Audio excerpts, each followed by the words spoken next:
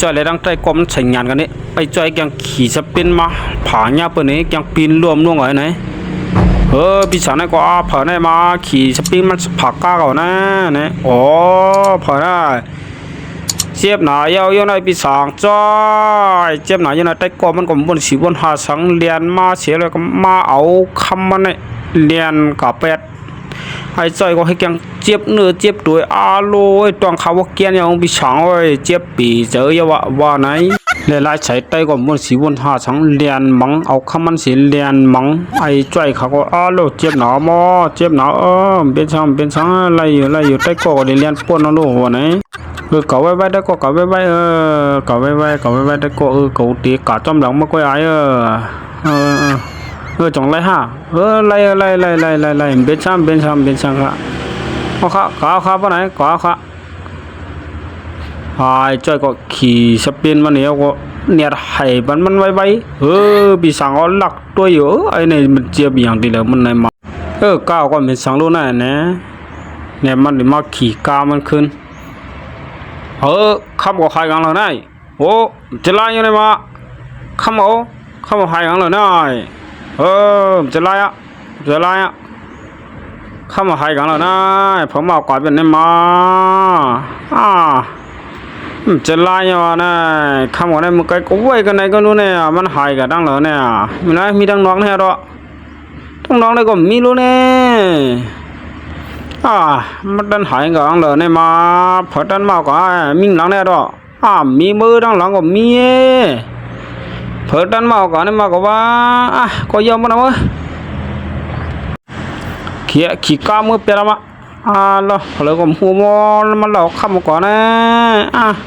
แล้วไอ้จ้อยก็ขี่สเปียงเสียมาหาได้กว่ามันดินขาวคล้องกันไว้นั่นมาถึงอะไรได้ก็มีแล้วนะไอ้เมื่อกี้นะฮะเข้มเมื่อก็หาดิเสริมมาไอ้หาผีกันเนาะเมื่อหาดิเสริมมาเลยไอ้จ้อยก็ขึงหักหลังไอ้ไล่เสร็จได้ก็ตึกก็หาดิเสริมมันมาอยู่ก็หัวไอ้ไล่เสร็จได้นั่นแหละเขาปั่นมาหรอมาเขาฉีดเปี้ยผักกามันก็บ่เจ็บใช่ไหมมันเจ็บสังหมอว่าไหนแล้วปีสังไล่เสร็จได้ก็หาดิเสริมมันมาอยู่เนี่ยจ้อยก็เล่าขั้นใส่ไว้ในคู่มังอุดเสริมไว้ไหนหนังหือได้ก้อนเหลี่ยมหูเสริมไว้ไหนมักเกี่ยวมาหินเสริมขึ้นเฮ้ยทีเลี้ยนได้ก้อนมันอยู่ไหนตัวตังมันเนี่ยไล่เสร็จได้ก็เอาถุงเสียมาเฮ็ดดิเสริมมันหนูนะไอ้จ้อยก็เฮ็ดเกี่ยมหุ่มพันเนี่ยเกี่ยมหุ่มพันเองเขาแล้วก็ใส่ไว้ในหุ่มอุ่นในมือถังกำพันไอ้จ้อยก็ไอ้เกี่ยมมาปืนดิโหเนี่ยนะย่ามาหินก็หลายมันจะไล่มันเจ้าก็เขาหันช่องตาลีเดียเนี่ยมันก็เนี่ยเขาเอามาในเป็นคำหลายๆนะว่าเนี่ยโอ้ไอ้จ้อยก็ปืนluônไอ้มันจะไล่มันไอ้ก็ได้กับหมอว่ากับมือนี่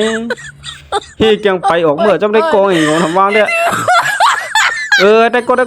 มือเอาสปริงก็ได้มือละไอ้ก็ได้ไปมือก็เลยฮีแกงวันนี้เขาโลแล้วได้ก็มันก็ออกมือกับตั้งหนึ่งไอ้จ้อยก็ฝ่าแทงตั้งหนึ่งหลักตัวขึ้นไอ้ลายใส่ใต้มือละมือขี่สปริงกับมือละไอ้ก็ได้ก็เลยคำนำหนาวรู้หมอว่าไหนเผื่อลายใส่ใต้มือก็ไอ้จ้อยขึ้นว่าก็ไม่เฮโลไอ้ลายใส่ใต้คำว่ามือคำเรียกปียาก็ว่าไหนไอ้จ้อยขึ้นมาเอาคำเด่นก็ไว้ขึ้นมาก่อนนั่นน้อยมันรายงานก็รอไอ้ว่าไหนแล้วไอ้จ้อยก็มาเอาคำมันเสียวก็ไปออกมือหลักมือของคนปีศาจเลยก็เอาคำมันหายหน้าตามเลี้ยวเฮ้ขี่กามาก็ไม่ขี่กามาเยอะเห็นมาเกิดกาเสียลงกามาเผื่อผมหูมันหลักเข้าก่อนได้วันไหนแต่ปีศาจเลยก็เงาอยู่จบเพียวก็ไปมาจ้อยก็เอาคำมาดังไหนเอาเฮ้ก็ไม่ได้เฮ้คำมันงานได้เสร็จได้ขาดอุปนวะเอาเผื่อนี่มาไอ้นี่มันไปเมื่อนี่ขามาอุปกันเผื่อนี่วันนี้แต่จ้อยก็ก็ช้ำเรียนไปได้ไอ้นี่มันจะไล่นี่มาญาไอ้นี่มันนั่งเงานี่คำพายน่ะรู้มันจะคำก่อนแล้วนะไอ้จ้อยมือก็หลักคำก่อนเขาหน่อยเบียนคำก่อนเรียนนี่มาเนี่ย เล่โอ้มีไรใจก็ขึงหาเพราะกูขึงหาตั้งไปมันบายไรมีเหลือคนคิดเรื่องในก็ขึงการมันนู้นเล่ใจก็หญ้ากินขันมันหญ้าพวกไข่เอาฮ่า